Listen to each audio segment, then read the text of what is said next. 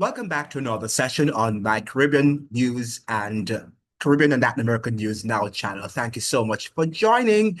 And we are going to be dealing with a very important topic this morning, this afternoon, I should say. Mystery U.S. military landing in Tobago. Is Washington setting up a new Caribbean base?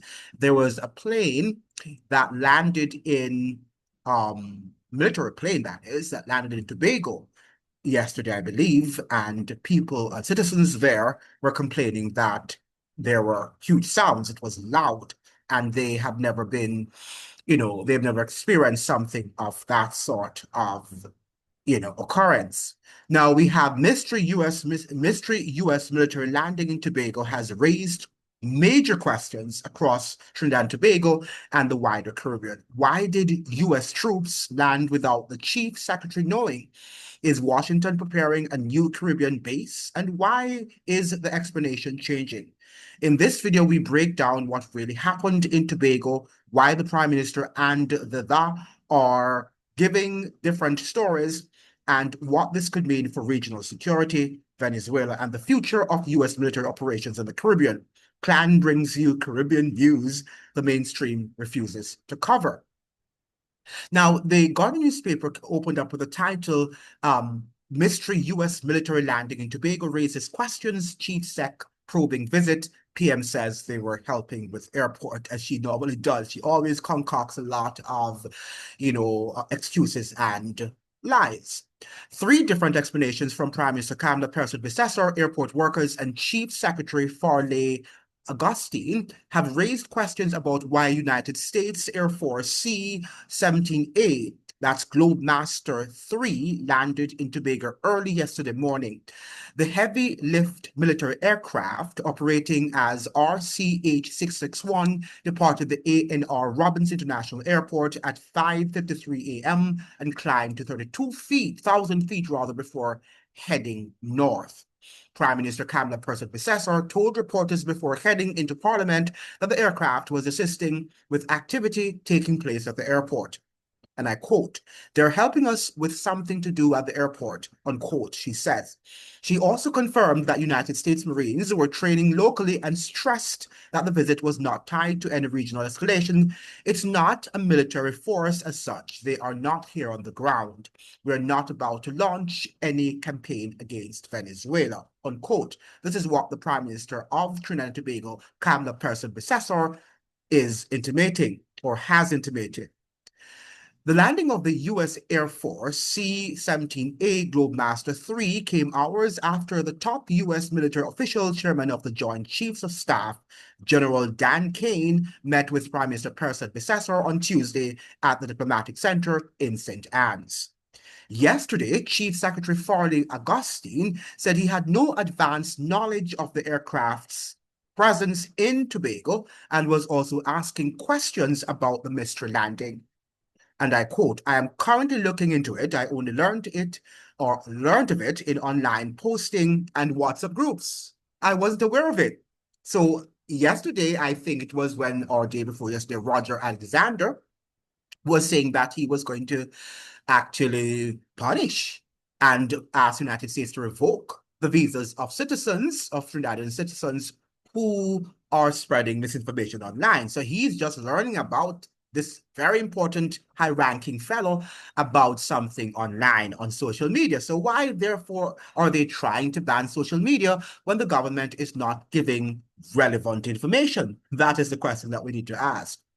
Augustine said in a media report he was aware that U.S. aircraft had been in Trinidad and Tobago's airspace in recent weeks due to cooperation with the Defense Force.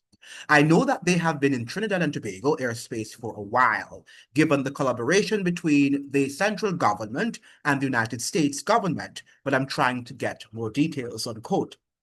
The chief secretary added, "Thus far, I know that they did refuel in Tobago, but I'm trying to get more details as to why and what else transpired." He doesn't know.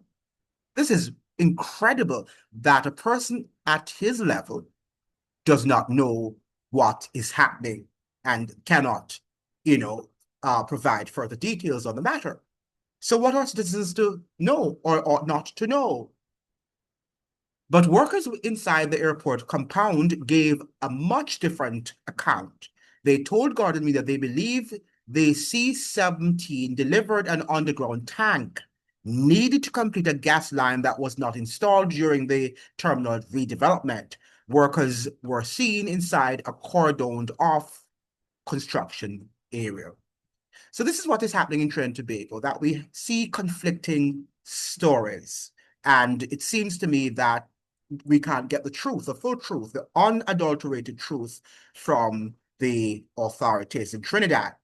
Something is amiss here. And it seems to me, even though they're denying the fact, that all of this buildup has to do with the regime change that Washington desires in Venezuela. I don't think that we have any other choice but to stick to that story that Washington is aggressively seeking regime change in Venezuela. And Trinidad and Tobago are being used as guinea pigs, as experimental labs, as US bases to be able to effectuate that particular goal of ousting Nicolas Maduro as the president of Venezuela. There is no other interpretation. And when they tell us about, oh, we're spreading misinformation and disinformation, why don't they tell us the truth so that people do not have to spread misinformation and disinformation? Okay? And this morning we're hearing that the US Embassy is pushing back, that they're not going to accede to Roger Alexander's request that Trinidad that visas be revoked from Trinidad and Tobago citizens who, provide information that counteracts the official narrative of the government. Now, I don't believe that. I think that they, on both sides, they're acting. I think that the whole message, the idea came from Washington. I want to believe that. And Roger Alexander was simply articulating what they told him. And they're playing now a game as if Roger Alexander is much more draconic and fascistic than the US establishment and the US State Department. But I don't believe that one iota, because we understand historically how the United States operates, especially during moments or times of war. And we can see the build-up of war happening right before our eyes, right before our eyes. Need we ask any other question? We're not stupid. We're not stupid. And I'm sure the citizens who saw the aircraft or heard it realized that this was something abnormal. That was not something that they normally heard or experienced. But as they normally do, including the Prime Minister, Kamala Person-Processor, she's suggesting that it's just there because we're trying to collaborate and to improve on the airport's facilities. Is that so? Is that so, Madame Prime Minister? And she has really now become a master of, spreading incorrect information, if you will. Let me be nice with her. I don't want to use the L word, right? The word that begins with L. So she's spreading of diffusing misinformation and disinformation. Now, what do you think, ladies and gentlemen? Do you think that this aircraft was just there to assist in the redevelopment facilities or goals of the Robinson International Airport in Tobago? Or do you think that this is a part of the wider, broader agenda to seek regime change in Venezuela? Please let me know in the comments section. Thank you so much for joining. Please like, share, and subscribe. Like the videos so the videos can be shared with as many people on the platform. See you in another one. Que tenga un buen día. Adiós.